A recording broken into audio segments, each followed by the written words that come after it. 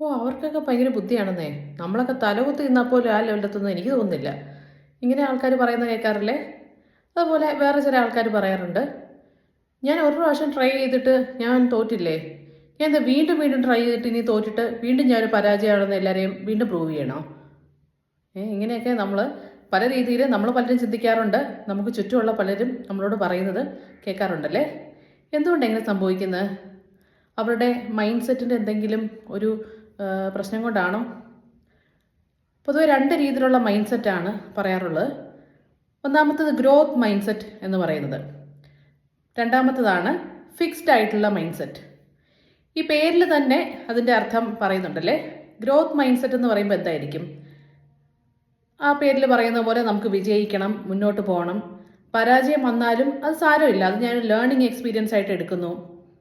മറ്റൊരാൾ വിജയിക്കുകയാണെങ്കിൽ എനിക്കത് കുഴപ്പമില്ല, അയാൾ വിജയിക്കട്ടെ, എനിക്കും അപ്പോൾ വിജയിക്കാൻ പറ്റുമല്ലോ എന്നുള്ള ഒരു ഇൻഡിക്കേഷൻ എനിക്ക് അവിടെ കിട്ടുന്നുണ്ടല്ലോ, എനിക്കൊരു ഹോപ്പ് കിട്ടുകയാണല്ലോ എന്ന് വിചാരിക്കും. അതുപോലെ ആരെങ്കിലും ക്രിട്ടിസൈസ് ചെയ്യുമ്പോൾ അതിൻ്റെ ആവശ്യമുള്ള കാര്യങ്ങൾ മാത്രം എടുത്തിട്ട് അവർ സ്വയം ഇമ്പ്രൂവ് ചെയ്യാനായിട്ട് ശ്രമിക്കും. ഡെയിലി അവരെ തന്നെ ഒരു സെൽഫ് അനാലിസിസ് നടത്തും. ഇന്നത്തെ ദിവസം ഞാൻ ചെയ്ത പ്രവർത്തികളിൽ എന്തെങ്കിലും വ്യത്യാസങ്ങൾ, ഇമ്പ്രൂവ്മെൻറ്റ്സ് ഞാൻ വരുത്തുന്നതായിട്ടുണ്ടോ എന്നുള്ളത് ചിന്തിച്ച് വളരെ സമാധാനമായിട്ട് അതിന് വേണ്ടിയിട്ട് ശ്രമിക്കുന്നു. ഇങ്ങനെയായിരിക്കും ഗ്രോത്ത് മൈൻഡ് സെറ്റ് ഉള്ളവർ. അവരെപ്പോഴും വിജയിക്കണം, മുന്നോട്ട് പോകണം, വളരെ പോസിറ്റീവായിട്ട് തിങ്ക് ചെയ്യുന്ന ആൾക്കാർ ആയിരിക്കും. എന്നാൽ ഫിക്സ്ഡ് ആയിട്ടുള്ള മൈൻഡ് സെറ്റ് ഉണ്ടെങ്കിൽ എന്താണ് പ്രശ്നം? എപ്പോഴും സ്വയം വിലയില്ലാത്തവരായിരിക്കും. അവർ പരാജയത്തെ വളരെ പേടിച്ചുകൊണ്ട് റിസ്ക് ഒന്നും എടുക്കാനായിട്ട് അവർ തയ്യാറാവത്തില്ല. അതുകൊണ്ട് എന്താ പ്രശ്നം എന്ന് പറഞ്ഞാൽ, ഡിപ്രഷൻ എന്ന് പറയുന്നത് അനുഭവപ്പെടാനായിട്ട് ഇവർക്ക് വളരെ സാധ്യത കൂടുതലാണ്. നമ്മൾ നോക്കുമ്പോൾ ഈ ഡിപ്രഷൻ വന്ന ഫിക്സ്ഡ് മൈൻഡ് സെറ്റുള്ള ആൾക്കാർ നമ്മൾ വിചാരിക്കുന്ന അവർ എഡ്യൂക്കേഷൻ കുറഞ്ഞവരായിരിക്കും, സ്കിൽഡ് അല്ലാത്തവരായിരിക്കും എന്നൊക്കെയാണ്. പക്ഷെ പലപ്പോഴും ട്രീറ്റ്മെൻറ്റിൽ എത്തുന്ന ആൾക്കാർ നമുക്ക് അത്ഭുതം തോന്നും.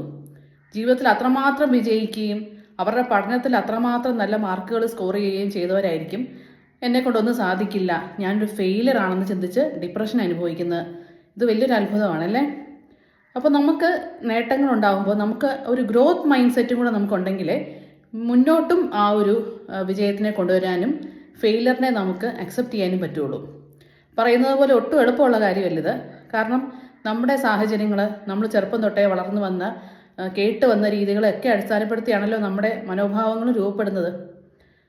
അപ്പോൾ നമുക്ക് ഗ്രോത്ത് മൈൻഡ് സെറ്റിലേക്ക് മാറാനായിട്ട് പറ്റും. ഇതെല്ലാം നമ്മൾ ജന്മനാ കിട്ടിയ ഫിക്സ്ഡ് ആയിട്ടുള്ള, ഒരിക്കലും മാറാൻ പറ്റാത്ത കാര്യങ്ങളൊന്നും അല്ല. നമുക്ക് വേണമെങ്കിൽ നമുക്ക് ഇമ്പ്രൂവ് ചെയ്യാൻ പറ്റും. നമ്മുടെ ചിന്താഗതിയിൽ കുറച്ച് മാറ്റങ്ങൾ വരുത്തണം. പരാജയം വരുമ്പോൾ നമ്മൾ അക്സെപ്റ്റ് ചെയ്യുക എന്ന് പറഞ്ഞാൽ വളരെയധികം ബുദ്ധിമുട്ടുള്ള കാര്യമാണ്. പക്ഷെ അതിലെ എന്തെങ്കിലുമൊക്കെ പോസിറ്റീവ്സ് കാണാനായിട്ട് നമുക്ക് ശ്രമിക്കാം. അതിനുശേഷം നമ്മുടെ കഴിവുകളൊക്കെ നമ്മൾ മറന്നു പോയിട്ടുണ്ടായിരിക്കും, പണ്ട് അച്ചീവ് ചെയ്ത കാര്യങ്ങളെ നമ്മൾ മറന്നു പോയിട്ടുണ്ടായിരിക്കും. അവയൊന്ന് ഓർത്തെടുക്കാനായിട്ട് ആ സാഹചര്യത്തിൽ നമുക്കൊന്ന് ശ്രമം നടത്തി നോക്കണം. എഫേർട്ട് എന്ന് പറയുന്നത് നമ്മൾ പതുക്കെ പതുക്കെ ഓരോ ദിവസവും ശ്രമിക്കുകയും അവസാനം നമ്മൾ ഗോളിൽ റീച്ച് ചെയ്യുകയും ചെയ്യുന്നൊരു പ്രോസസ്സാണല്ലോ. അതുകൊണ്ട് നമ്മൾ ചിലപ്പോൾ ഒരു ദിവസം എഫേർട്ട് ഇട്ട് കാണും, 2 ദിവസം എഫേർട്ട് ഇട്ട് കാണും, അതിൻ്റെ ഔട്ട്കം വരുന്നില്ലല്ലോ, ഫലം വരുന്നില്ലല്ലോ എന്ന് പറഞ്ഞ് നമ്മൾ ചിലപ്പോൾ ഭയങ്കര ഡിപ്രസ്ഡ് ആയിപ്പോവും, ഫ്രസ്ട്രേറ്റഡ് ആവും.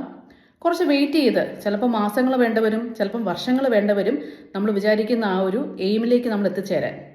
അപ്പോൾ അങ്ങനെ ശ്രമങ്ങൾ നടത്തി സ്വയം കുറ്റപ്പെടുത്താതെ കുറച്ച് സെൽഫ് കൈൻഡായിട്ടൊക്കെ നമ്മൾ ഇരുന്ന് നമുക്ക് ഓരോ ദിവസവും ഇമ്പ്രൂവ്മെൻറ്റിനായിട്ട് ശ്രമിക്കാം.